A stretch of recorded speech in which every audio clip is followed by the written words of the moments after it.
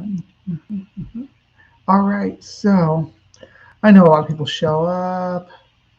Yeah, I'm not done. Don't leave.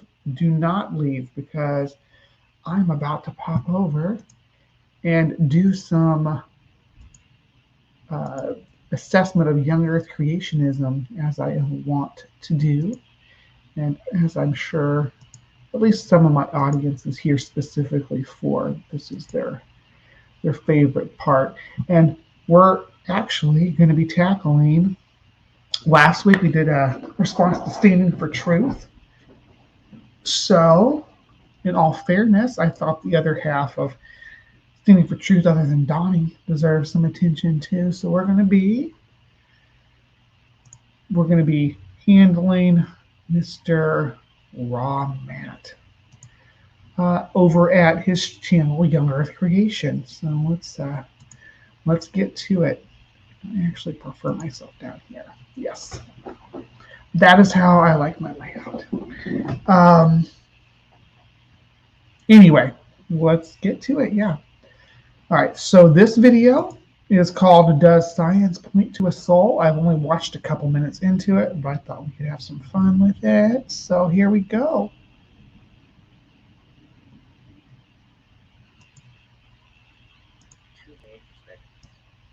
One perspective is called reductive materialistic physicalism. Oh, let's start over again. Does science point to the soul? In neuroscience, there are two main perspectives. One perspective is called reductive materialistic physicalism. It states that the brain and mind are equivalent, which means the soul is absent. Another perspective is called mind-body dualism. It states that the brain and mind are distinct from each other, which means the soul is present. The neuroscientific evidence for mind. Hold on, let's look at this graph here. Okay, so perspective, reductive materialist, physicalism. I don't like reductive materialist, sounds condescending to me. I am a physicalist, so this is me. I do think that what we perceive as the soul is a emergent property of the human brain, and the way our neurons fire electronic pulses and chemical reactions in the brain. I think that those are the conglomeration of all of that together is what we have for millennia called the soul. I don't think it's a separate, just my opinion. I'm not a dualist. A dualist thinks that the soul and the mind are separate, and that this is kind of a misrepresentation of this, because it's not saying that mind is equal to brain. We say that mind is emergent from brain. So this is, so it would be more, you'd put, you wouldn't put it equal, you'd put a, what do they call it, you know what I'm talking about, the, I can't think of the names of them, greater than, simple, so this would be a subset of, this would be a subset of this. Whereas to these folks, they're completely separate, they're two separate things, and one of them just, the mind is emergent of the soul and not of the brain. Okay. The neuroscientific evidence for mind-body dualism includes the following. 1. Unsplittable mind. 2. Non-material intellect. 3. Non-material cognition. All right, so I hope we get into this a little bit deeper, because unsplittable mind is not, I mean, that's not even evidently true. There's evidence against that, demonstrable evidence that you can go out and find right now. Non-material intellect, we'll have to find out what they mean by that. Non-material cognition, we're going to find out. 4. Free agency. 5. Unlocalizable thought. 6. Corroborated out-of-body events. Oh boy, that sounds like it'd be fun. Unsplittable mind. When the neuroscientist Roger Sperry split the brains of epileptic patients, he found that they were still the same person with the same sense of self, even after the procedure. He showed that while it was possible to split the brain, it was not possible to split the mind. The mind was metaphysically simple. He concluded that the intellect in human beings is not material. And this has been well debunked with multiple cases of people who have parts of their brain that are completely different people, that have completely different opinions, Some of them maybe one half of the brain maybe theist, and the other half maybe an atheist. I mean, we're talking completely different personalities and individual characteristics. This is, I'm not sure when this Roger Sperry gentleman, you have citations here, which is one thing I do appreciate when we get some citations for claims being made. Let's see, it said that was one. All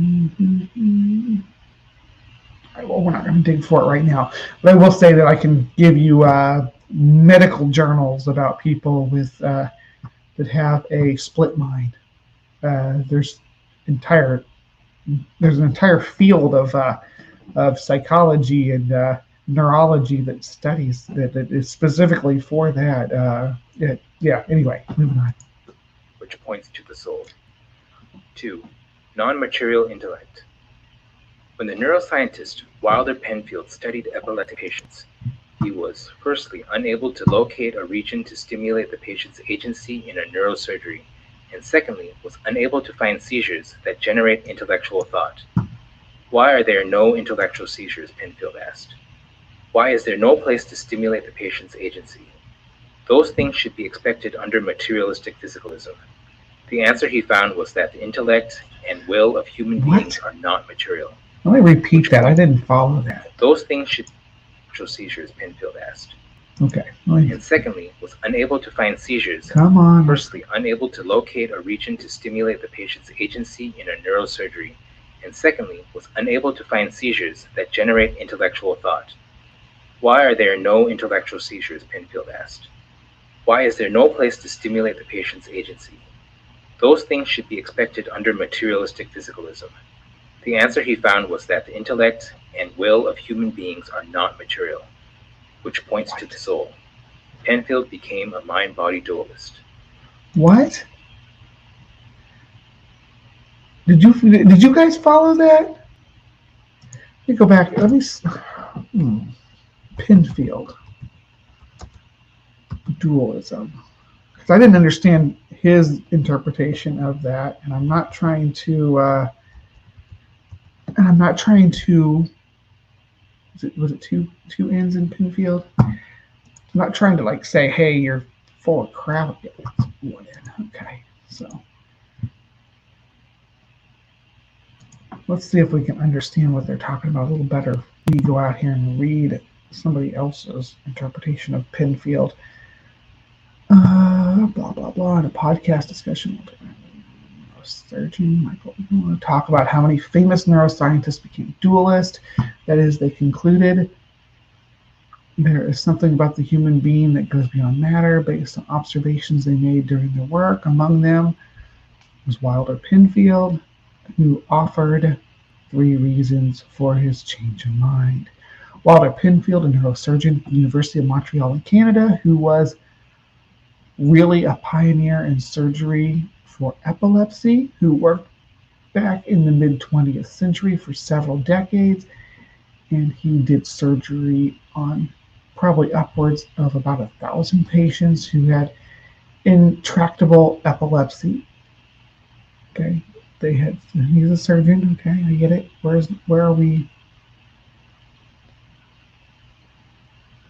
Dr. Egner goes on to explain that the brain does not experience pain, so a neurosurgery patient can comfortably remain conscious with only local anesthesia.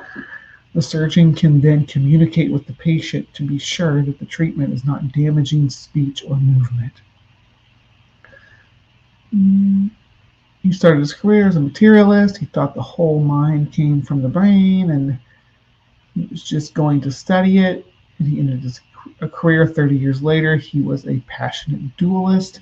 He said that there are parts of the mind that is not from the brain. He had several lines of reasoning that convinced him of that. One line of reasoning was that the mapping of people's brains and again, he mapped upwards of thousands of people this way. He would hundreds of individual stimulations of the surface of the brain to see what happened. The people would have all sorts of things happen, that they would have their arm move, or they would feel a tingling, or they would see flashes of light, or sometimes they would have a memory that they would have an impediment. Sometimes they could speak for a minute or two after a certain spot was touched, or couldn't speak for a minute or two after a certain spot was touched. But Penfield noted that in probably hundreds of thousands of different individual stimulations, he never once stimulated the power of reason. He's never stimulated the intellect. He never stimulated a person to do calculus or to think of an abstract concept like justice or mercy. Okay, I think because I don't know the extent of his research, but I kind of wonder how you would stimulate those things. It seems like you would need to stimulate reason or intellect. That you would need to provide. Wouldn't you need to provide the patient with something to be stimulated by, other than just like poking them? Those aren't those parts of the brain that would cause. And again, this guy was you're talking about that mostly like that up to the 1950s. I think he retired in the 50s. And anyway, or maybe it was in the 70s. Anyway, so this is kind of delving way back into. We've come a long way with our understanding of neuroscience and how to stimulate the brain since Mr. Penfield's day. But I was hoping there'd be more like than just, hey, you can't stimulate these abstract thoughts by poking the brain. I didn't know it was just going to be that simple. So anyway, moving on. Let's move on. 3. Non-material cognition. The neuroscientist Adrian Owen illustrated how humans in persistent vegetative states had the same mental activity as healthy human beings when asked certain questions inside functional MRIs. Owen illustrated that certain aspects of the mind cannot be destroyed by severe brain damage. In other words, the mind is not material. What aspects of the mind? What are you talking about? Brain activity and being able to detect brain activity, which is someone in a vegetative state, that's the most you can do. In what way do you infer that that's a mind? Brain activity is the mind? That sounds like materialist to me. That sounds like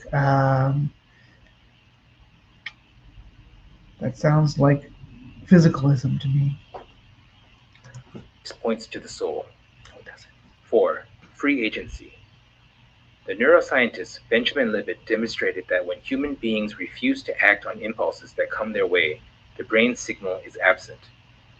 This means that human beings have the non-material free choice to decide whether to act upon incoming impulses. Take that, Calvinist. So this is like, in this argument, you can take it to a Calvinist to say, hey, Benjamin Libet says that Calvinists don't believe in a soul, and see how far that gets you. I don't think that this is a good line of reasoning, but we'll keep going. Its non-material component is part of the soul. Libet himself became a dualist. 5. Unlocalizable thought. Higher abstract thoughts and intellectual functions are not localizable in the brain. This is more expected dualism, and thus points to the fact that they are likely non-material. This points to the soul. Whoa. Abstract thoughts are not localizable? So where do they, you're claiming that they come, so this goes beyond claiming a soul here. If you say that abstract thoughts are not localizable, that means you're getting thoughts and information coming from some external source. What? That you're talking about the Akashic records. Who would have thought that would come up twice in 2 weeks? You're talking about information coming from a extra dimension, I guess. Yeah, we're gonna have to unpack that a little bit. I doubt you're going to. I think you're just gonna slide right into, looks like out-of-body experiences was what's next. The least convincing of all your lines of evidence, out-of-body experiences. But let's 6. Corroborated out-of-body events. Out-of-body experiences that are corroborated by external evidence. When the patient was clinically dead with no brain activity and no heartbeat, the patient could recall certain details that the patient could not otherwise have known, such as seeing a special shoe on the rooftop of the building, or seeing a certain number on a sticker of a machine, or reciting the doctor's conversation during the procedure. Right, yeah, and none of that has been corroborated. They've always failed. There's never been a successful demonstration of out-of-body experiences. That's why they're not accepted as a actual phenomena that happens outside of the mind. Because the numbers printed on top of the machines, that kind of stuff, that's where they fail. I don't know where you're thinking those are successful at. Present me with a case file on it and I'll look into it. But as far as my research has presented, and I spent a lot of time looking into this stuff, there's no supported evidence of someone having out-of-body experience where they were clinically dead, where the things that they experienced in that state have been corroborated with other individuals or with evidence, like you talked about the number on top of the machine. I don't think that's ever happened. Please present me the case. This provides evidence that there exists a non-material component, namely the soul. Under physicalism, no memory should have been formed. In this case, a memory was formed. This provides evidence against physicalism, and it provides evidence for dualism.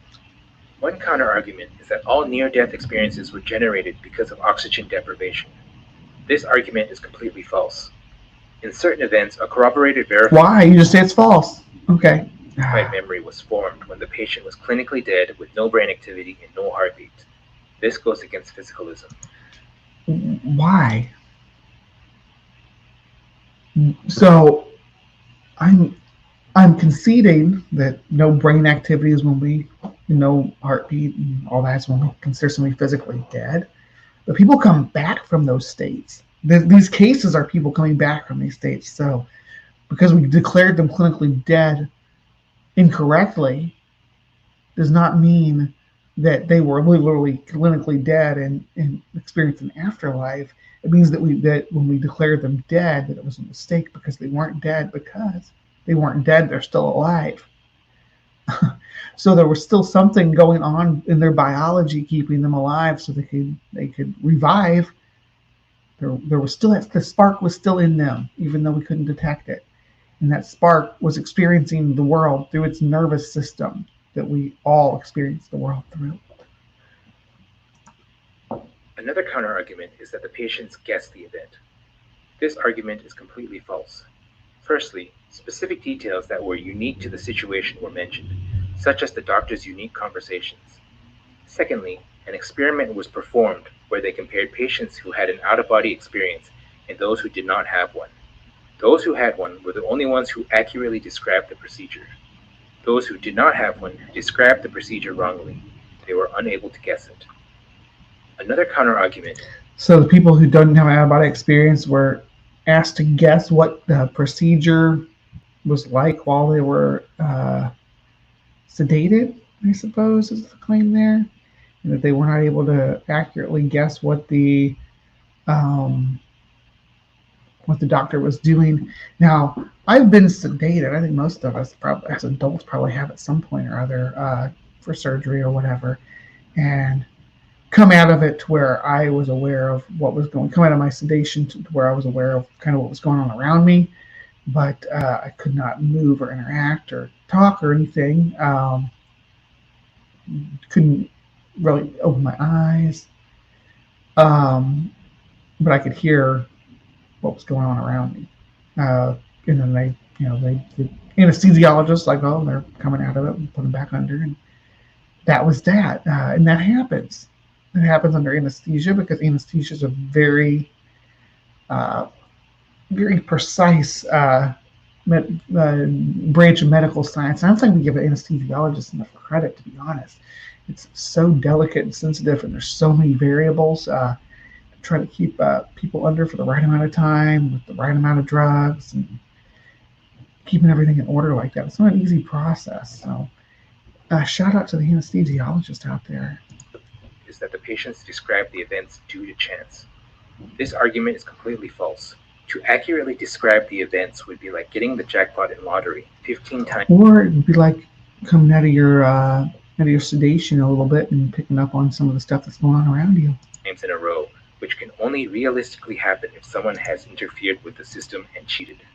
Another counter-argument is that the patients might have had a predisposition toward the afterlife because of a psychological need. This argument is completely false. Firstly, even atheists experience the out-of-body experiences, and they do not have a predisposition toward the afterlife. Secondly, religious people do not have a predisposition either, and thus it is unexpected. Religious people do have a predisposition to expect experiences of the afterlife. Their brains are primed for it. That's why we have so many experiences reported among religious people, because you prime your brain to have these experiences. So when you pray, or when you sin, or whatever you're doing that you're expecting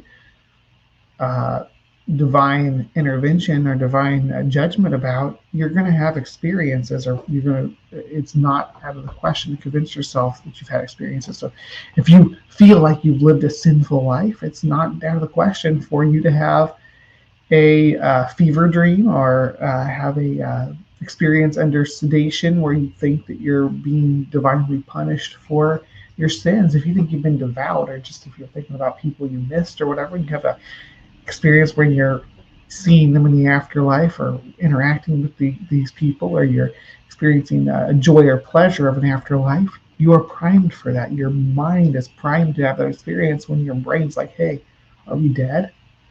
Let's do the afterlife real, and it plays it out for you. Thirdly, negative hellish events were reported, which are not desirable. Another counter-argument is that the near-death experiences can be replicated using recreational drugs. This is completely false. No, it's true. That's what DMT is all about. It replicates these mystical experiences. It triggers the brain to create those. There's something to be said about the brain's natural production of DMT in our hormonal, in our endocrine system, triggered by our endocrine system, and it's seems like it, when we go into a state like I was talking about, where your brain's like, hey, are we dead? That's what it's doing. Is it at that point it releases DMT to kind of ease the brain into this into dying, essentially. And when it does that, you have these experiences, which are the same as if you artificially take DMT. False. Firstly, they cannot yield verifiable corroborated events. Secondly, are not analogous and have different content when one studies the details. Question. They do corroborate events, though. You're still aware of the events when you're on DMT. What? Can explain near-death experiences? No, they cannot. Evolution is focused on encouraging evolution of neurology. Why wouldn't that explain near-death experiences? Like I was just talking about the brain releasing certain cocktails upon death. That is going to benefit you and the individuals around you as you ease into a state of non-existence, as opposed to what being in panic, terror, being having a negative reaction to the fact that you're dying, as opposed to thinking that you're going off someplace peaceful. You're wounded or whatever, and your hunting party has pulled you off into a valley or something to make you comfortable while you pass away. Is it going to be better for you to slowly fade away and feel like you're seeing your dead relatives or whatever? Is it going to be better for you to scream and holler and be like, I don't want to die, I'm scared, while predators are waiting to consume your remains? Evolutionarily, this makes total sense for your body to naturally produce cocktails to calm you into death. Survival, while near-death experiences encourages death. Another counterargument is panpsychism. which is the viewpoint that the mind is a fundamental constituent of everything that exists, and that mind is in all matter. This viewpoint has several problems. Firstly, conscious states and brain states are contingently connected. This contingent connection is not explained under panpsychism, and thus panpsychism has a lower explanatory power in comparison to dualism. Secondly, there is the unity problem for panpsychism. I don't support panpsychism Many or minds dualism, do not so result in a macro mind. There is a gap there. I don't believe in panpsychism or a macro mind, so I'm not even going to touch this talking point. I think that they're both, that dualism and panpsychism I don't find them compelling. Question: are the near-death experiences consistent with Christianity? Yes, they are. The core And other Abrahamic beliefs, as well as Zoroastrianism. Some of the, I think pretty much all religions would have allowance for near-death experiences. But let's hear why it's special to Christianity. facts of the near-death experiences are consistent with Christianity. The differences only emerge because of cultural interpretations of the core facts. John Burke states the following, quote, "Even though they vary a fair amount, these accounts have a common core, and incredibly, it's entirely consistent with what we're told about the afterlife in the Bible." Why? No, the Christian ones are, yeah, where you experience, well, I don't even know if they are, because we don't really hear too much about what your expectations are when you die. I believe there are entire sects of Christianity that think you cease to exist until Jesus comes back. So there's no like afterlife that you're going right to when you die. You're like in like a limbo state or a stasis until Jesus comes back. There's that argument among Christians, and there are. Let's hear what maybe he's going to explain what these experiences are actually like and why they're consistent with the Bible. Instead of saying incredibly, it's entirely consistent with the Bible. Because I don't buy it. I don't. Go ahead. Oh, hold on. This is from a Lee Strobel book, "The Case for Heaven." End of quote. Another counter-argument is that the out-of-body experience was a hallucination. Mm-hmm. This is completely false. External independent evidence corroborates the out-of-body experience. No, it doesn't. You just claimed that it does.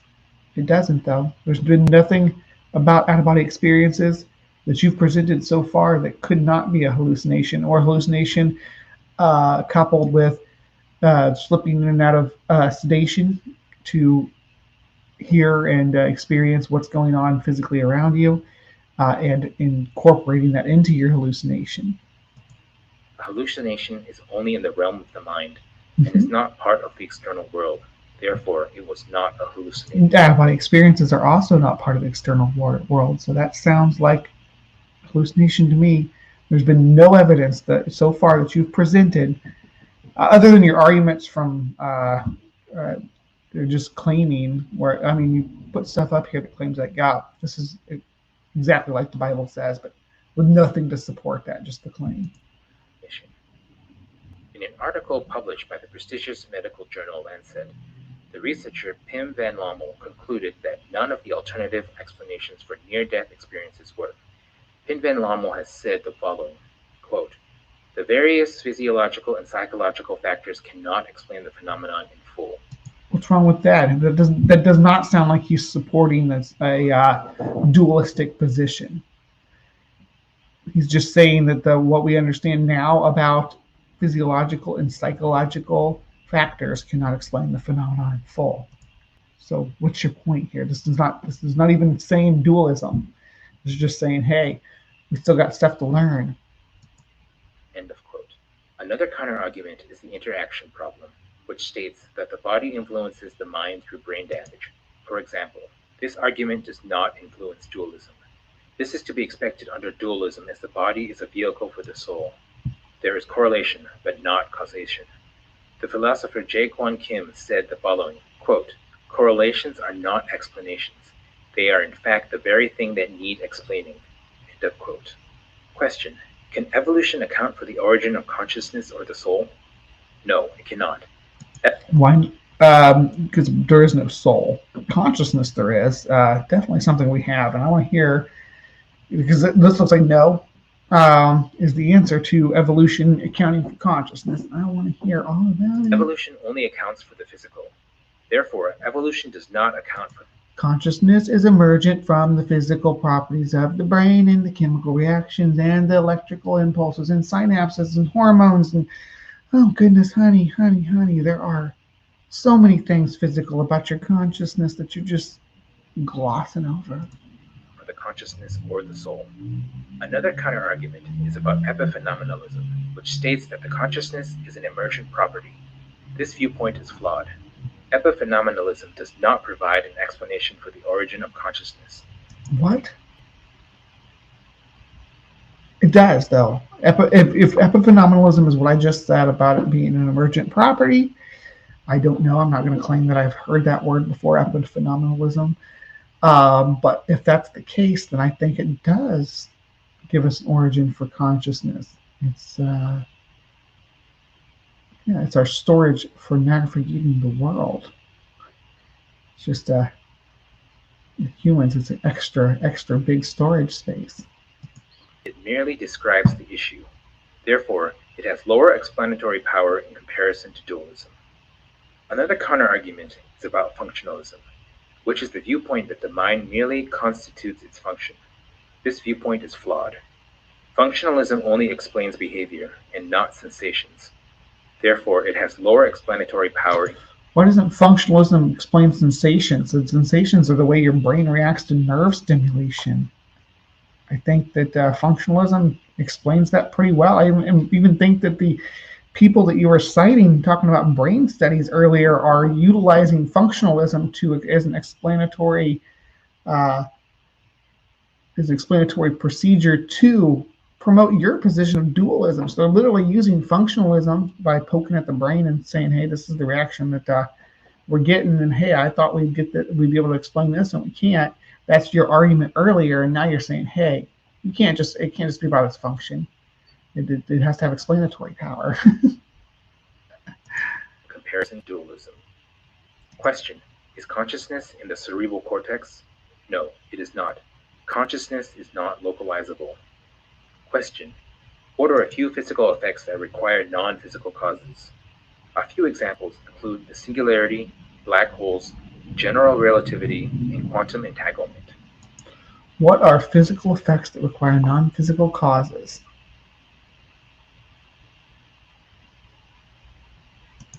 In conclusion, science points to the soul, for real. I don't know, guys. Oh, are you convinced that science points to the soul? I'm not. I didn't find that compelling at all. I found a lot to complain about, actually.